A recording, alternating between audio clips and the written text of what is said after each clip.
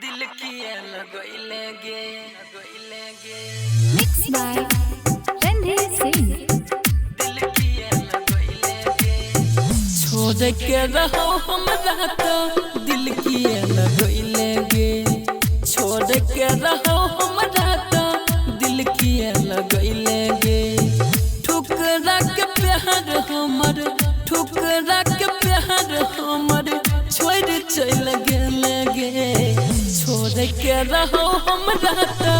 दिल किए लगोइले गे छोड़ के रहो हमरा तो दिल किए लगोइले गे दिल किए लगोइले गे दिल किए लगोइले गे छोड़ के रहो हमरा तो दिल किए लगोइले गे कौन मजबूरी भेलो छोड़ले तू साथ गे हर जइया गे कौन मजबूरी भेलो छोड़ले तू साथ गे कौन मजबूरी भेलो छोड़ देले साथ गे तोरल करार करके तोरल करार करके हमरा भूल गेले गे छोड़ के रहो हमरा तो दिल किए लगोइले गे ठुकरा के प्यार हमर ठुकरा के प्यार हमर छोड़ चल गेले गे छोड़ के रहो हमरा तो दिल किए लगोइले गे छोड़ के रहो हमरा तो दिल किए लगोइले गे दिल किए लगोइले गे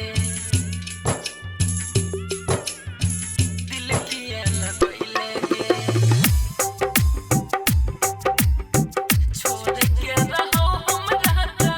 दिल किए लगोइले गे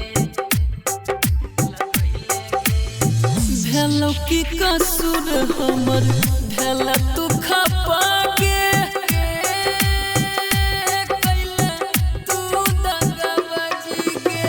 भेलो की कसूर हमर भेला तू खपा गे जान किया छोड़ले हो ले जो बेवफा गे बहसल घर जुगस के बहसल घर रंधिर के उजर के की कोइले गे छोड़ के रहो हमरा तो दिल किए लगोइले गे ठुकरा के प्यार हमर ठुकरा के प्यार हमर छोड़ चल गेले गे छोड़ के रहो हमरा तो दिल किए लगोइले गे छोड़ के रहो हमरा तो दिल किए लगोइले गे जय बाबा विशु रिकॉर्डिंग स्टूडियो चक्कर मनिया बेलदौर।